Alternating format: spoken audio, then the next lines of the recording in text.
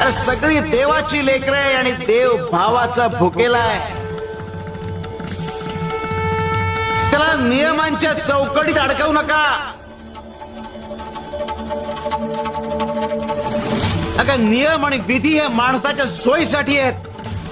त्यांना इतकंही महत्व देऊ नका की माणूस देवापासूनच लांब जाईल. अरे देव माणसाच्या हृदयात वसलेला आहे. तो फक्त मंदिरात किंवा मूर्तीमध्ये नाहीये.